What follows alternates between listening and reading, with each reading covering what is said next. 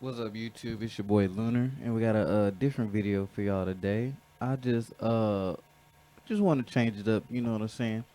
And I got a video from the Joe Budden podcast, and it's talking about Michael Rubin's Breakfast Club comments that black people don't support each other. And I just wanted to react to this with y'all and get y'all insight and see what y'all think. So we finna get into this video. And oh yeah, happy Saturday, y'all. You know what I'm saying? I appreciate everybody that's still sticking around. Lost a couple of followers, but you know we still kicking them, trying to get back out of being in the hospital and shit these past 2 months. Really fucked your boy up. But I appreciate everybody still rocking with me, and we got Jay. She finna watch it with us. So let's get into it. Michael Rubin interview, right? Oh, this is like a good segue. They go from great white to great white. The Great White the gig. Did we all? I did not. I saw some clips. Saw some clips. Yeah. He spoke on. Well, he did speak on making sure no one played "Not Like Us" at his all-white party in respects of Drake. Wow. Rightfully so. And I think that's dope. Yeah, rightfully so. Yeah, you should cater to your guests. That's only. You don't think that's dope? yeah, I guess so. I think it's amazing that Joe Budden was able to, you know, everything that happened between him, Rory, and Maul. I think it's dope that he was able to literally turn the podcast around, and now look how far they done came since then. It's kind of crazy. And shout out to like Rory and Maul too. You know, they're doing that thing, but like I watched it. I like Joe Budden. You know what I'm saying? I've been fucking with Joe Budden since I was a kid. I always thought he was dope. And then when, you know, he did the whole Slaughterhouse thing with Eminem, I just fuck with Joe Budden. Like, he was like the first podcast I really got into, besides like the podcast with it was this IGN PlayStation podcast that it was like one of the first. I didn't know what it was at the time. I just thought it was like a show on IGN, but it was a podcast, and it was, I forgot what they called it, but it was centered around PlayStation. And you know, when I moved home from college, I quit school and came back home, and I was just trying to figure out what I was gonna do with my life. I was watching that podcast, and then, you know, watching that podcast, and then as I started working in FYE and stuff to keep up with like music, what's going on in the industry and stuff, as I was DJing the new music and what's going on with hip hop, I started watching the Joe Budden podcast. And so going from, you know, my gaming podcast on IGN and watching the Joe Budden podcast, like that was my two podcasts that I watched, and this was, bro, years. So the fact that like he's still going, is like 700 plus episodes, is crazy. Like, he's one of the ones that inspire me to like want to do this. I want to have a podcast. I've been trying to do podcasts for years, but can't find a co-host. But enough about that. Let's get into it. Like, if I just wonder, because he has a good relationship with Meek as well, right? I'm just wondering if when that was going on with Drake, did he do the same? Like, was back to back? Was they both at the party at the same time? Like, again, Kendrick ain't at the party. Drake is here. You're a guest of mine. Yeah. I'm not gonna play the record that's shitting on you. And it just came out. It's the hottest record in the country. Like, certain people are avoiding that record. Didn't just out of the respect. video drop on the same day as the party? As the party was taking place, he dropped the video. Yeah. Oh, I didn't even know that. I just think that if it's invite only, if I invite Imani to my crib and I know something there could potentially make you uncomfortable, I'm not going to force that in your face. Just respect. I think that's just a respect thing. I think that was a gentlemanly thing to do. It's just, a good host. Barack Obama put his list of music out, and everybody was running to see if he had not like his summer playlist. Not Like Us, not on there. I think it's just some people are just, you know what, I'm not getting involved in that. Yeah. I mean, that makes sense. Like, you know, like I DJ, so like when my dad is hosting concerts, you can't play certain, like, say like you got an artist there and they're about to go on stage. You can't play none of those artists' music, because you don't know if they're gonna perform it tonight. And if they don't perform it and they get off stage, then you can play it, because they done got paid. Like, they're there for the job. So like, it's the same thing. Like, if I'm hosting a party, like, okay, prime example. We did a party for Miss Deb, right? You know, and even though Gucci and Waka, you know, Waka showed up or whatever, and wooing on him. Those are her sons. Even though they don't have a problem with Gucci no more, you just know that they did. They don't want to hear that. Hell, Waka don't even want to hear his shit. So out of respect, I just don't play that. You know what I'm saying? Like, a certain people think that you're being a hoe for but you're being respectful. Like, I don't understand the whole commotion of like him not playing a song that's dissing his friend. Like, that's crazy that y'all don't understand that.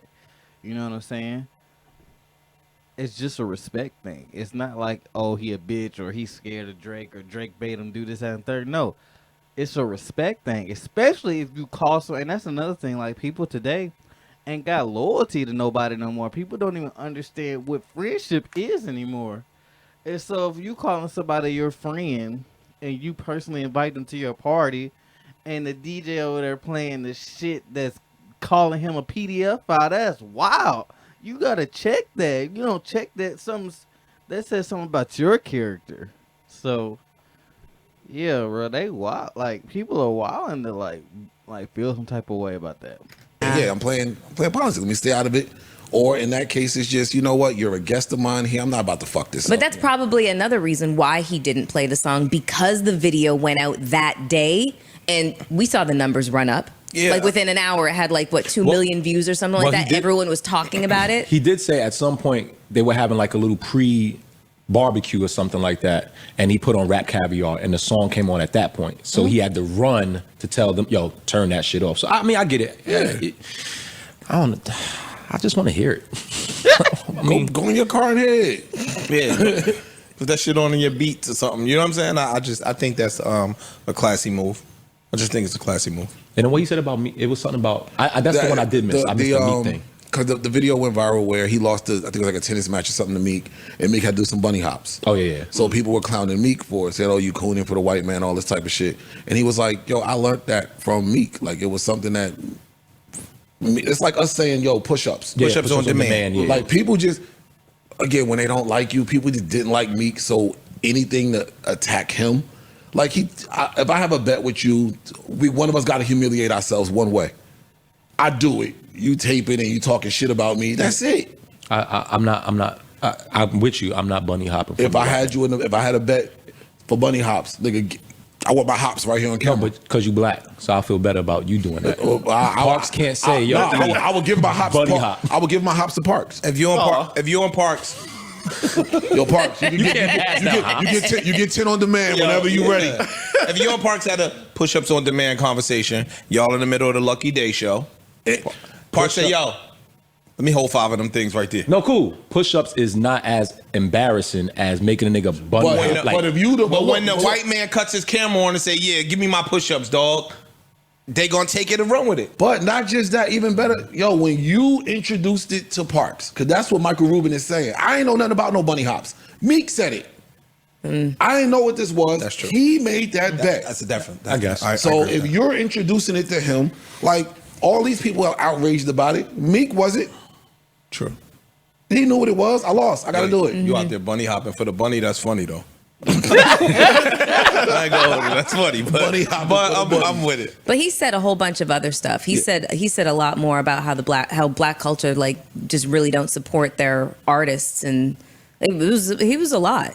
Really? Yeah, he went really in depth. Parks, I sent you the clip if you want to play it, just so you guys have some, backstory and then can like comment on it. I don't like white people doing that, but I don't I'm gonna listen. Yeah, I mean, like the comments are kind of like inflamed, like who the fuck is this, Jewish white boy talking on our culture? But one thing I didn't notice from the white party, I didn't see any hugs. There was no hugs from the back. I didn't see no hugs, Mike. I think that was pathetic. I think it was a joke. Or how they attack Lil Baby. Yeah, look, by the way, you know what I hate? When watching a black person try to take a black person down, that's fucked up. Okay, let's keep it real. Okay, Baby is one of the best human beings on the planet. There's not a person who will always do more for his community, who's a great human being, who works his ass off. And here's what happened with Baby. Baby did great, And then people came for him. Okay. And by the way, I told Kuz, I was with Kuz a couple nights ago. It was his blue hair. That was the thing that really squared. It was, if you didn't have that blue hair, that was what killed the whole thing. It was the picture. It was me, baby, and Kuz, and like it was probably like 1/10 of 1 second that someone caught the picture, and then it got out there, and But anyway, look, what sucks is that it actually did hurt Baby for a period of time. That's the fucked up thing, and that's the thing that I don't like. What do you mean by hurt? Like he was upset about it, or like no? It's people that want to hate with success, and to me, I want everyone around me to do great. Nothing's gonna make me happier than you guys doing great. You guys killing it in everything you do. I think you just gotta like push aside that negativity. I'm not mad. I'm not mad at what you said. I'm with him 100%. Yeah, I'm not mad. That part. He right. Like our community is so quick to bash each other and bring each other down. It's kind of sad, bro. Like we bash each other for people being different. Like me, like I was, I'm weird and out the box and fucking cosplaying, wear Power Ranger spandex, and certain people think that's weird and corny. You know what I'm saying? And talk shit about that. It's really, as a black person living in this world, especially as a black man, you're judged by everything. You're judged if you don't do right, if you fuck up, if you trying to do right, even if you're doing good. Like, I mean, look at the hate that not Russell Simmons. Fuck. I was gonna say Russell Westbrook. Fucking football player, Sierra husband, Russell Wilson. You know what I'm saying? He get caught people talk shit about him because he corny or he just the upstanding good guy, like the typical good guy, and it's just crazy. Like you can't win nowhere in no aspect, no matter what you do. You know what I'm saying? It sucks, and it's like we're getting to a point now in society where more white people are just like, and they've been talking shit about us for years, and like, talking about how we don't come together, we're not unified or nothing, and they're right. You know what I'm saying? But the fact that they're like talking more and more and more about it on platforms, on our platforms, like, and folks still not waking up, like, it's sad, dude. It's sad. Honestly speaking, we need to be embarrassed. If motherfuckers from the outside world are noticing that this is a trend with us, I think we need to be embarrassed. Yep. The more you see it, because a lot of outside people, they deal with each other. They'll work with each other. So when they get around us, I remember this is a true story. We could cut the names out. My man owns a NASCAR team. Right? He's the first owner black of a NASCAR team. It's just a man. No, listen. The nigga been busting. Yeah, Corey Noah. Yo, the nigga was busting his ass to find sponsorship. So one of his white sponsors asked us, like, yo, as big as hip hop is, as big as the sports world is, and as many people that have money in these two arenas, why the fuck are black people not lining up in droves to support them? A white dude asked me this. That was the sponsor for his car. You know what I'm saying? And I was just like, yo, it would take me too long to even explain it to you. But when Michael Rubin is Jewish, they band together, they support each other, right? In the Asian community, they support each other. So when they come around us and we don't support each other, and you got this dude that got 50 million, this dude got 20 million, this dude got 15 million, it baffles them why we won't get together and make ourselves stronger collectively. Well, let's be very clear. There are people who are doing it. Then we're not doing it at the esteem or at the peak that other races are doing it at. But let's not just shut it out like black people don't come together. So, and if anything, he's seeing those very people because at a lot of his events, so he's saying, yo, why you coming? Yeah, but to add on that, I'm sorry, keep pausing it while they're talking. But to add on to that, we have to jump through so many hoops to get one of our kind to help us. When somebody of another race, if we show them our potential and show them our accolades and stuff, they gon' it's right then and there. Or they just show us, if we just show them we're doing it and pushing through it and working through it and just trying, they're more likely to help us quicker than somebody who is in a position of power that can get me to the same position that I want to be in, but I have to jump through all these hoops and accolades and be there for it and all this. It's not even about business no more. It's like our own kind won't help each other. We have to go through all this mess. And 9 out of 10 to even get put on by somebody of our kind, we gotta go basically make it our damn selves and get to a position of where like we're already on the path. The little jump that they would help us get at this point don't even mean nothing no more. But it just looks good for them when they put their arm around us at that point, when they could have been put their arm around us when we was nothing, trying, getting out the mud. And I get you're not supposed to like help everybody, you know what I'm saying, and like just give it to people who not trying. But I'm talking about the people that you see them trying, you see them working, you see them grinding their ass off, and you know that if you was just to help them, just a percent, just 1% out of your day to help them, it'll skyrocket them. But they won't even do that. Coming to me for money when you know such and such, or when you know such and such, or why am I bringing this deal to you? And Meek Mills is bragging about the new business ventures that he has with the white dude that he didn't have with the black dude. It's a part we missing here too, bro. Just throughout history, anytime enough black people came together and started their own shit and started doing some shit, it got shut the fuck down. It was a long time ago, but I'm just saying that don't mean stop. I'm not saying that it means stop, but it that did something to people. That created something internally where it's like niggas wasn't alive when some of that shit was happening. But history get passed down, bro. Niggas didn't know about some of that shit until recently. History niggas still wasn't gets working passed together down. because we be jealous of each other and we be trying to be the big fish and we want to be the chief and not be one of the working Indians. I don't think it's that one-sided. I do think it's a part of that. It's a part of the problem for sure, but I don't think it's just that one-sided problem. Yeah. But to his point, I could take that. I didn't take that as a black thing. When you get too successful, they turn on you. Sure. Mm-hmm. All the way across the board. Yeah. It's like we see it happen in hip hop. I've been saying this for years.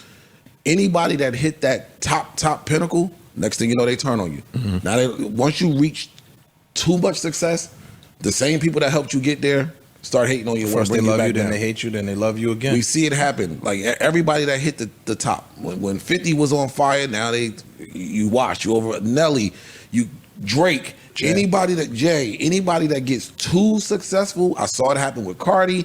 I saw anybody that got too successful. Now it's like we gotta hate on you and bring you back down a little bit because you just too far up. So what is that, like crabs in the barrel mentality? 1000%. 1000%. And why does it seem like we're the ones that are crabs in the barrel subject? mentality. Okay. Because crabs in the barrel mean I don't want the crab don't want nobody to get up there. They help you get up. These are the same people that lift you up. We help They people build get your up, pedestal to chop it out from underneath you. I only want you to get so high though. Like because I'm not too high. Because I ain't getting out the barrel too. But you don't even know that if that person get out, you couldn't possibly get out the barrel. I'm not disagreeing. They don't even think that far. It's just, you're doing too well. Kevin Hart. Another one. Great example. Kevin Hart. When he was an up-and-coming comic, everybody was supporting him. Mm-hmm. And that nigga just caught a 3-year run where he just ran out the stratosphere, and you start seeing comedians coming for him out of nowhere. Mm-hmm. You get what I'm saying? Like, it's no different. Not even just the comedians, the fans. Once Kevin Hart became a global, like the #1 comic out there, what do you start to see every time he dropped? Nigga ain't even funny. He wasn't really ever funny. No. Shit. They got a point on that. I can't even come back on that one. They got a point on that one. It's true. It's true. I see it all the time. Hell, I witnessed it. But we gotta change that, man. We gotta work on ourselves as a collective. We gotta, as a race of people, we gotta change that. I don't know what we gotta do to change it, but fuck, man, it's gotta, something has to shake. Something has to be different. We can't keep living like this. But I ain't got no more to say, man. I wanted to change up the videos, see what y'all want to talk about. Y'all let me know in the comments what y'all think. And I'll see y'all in the next one. Peace out.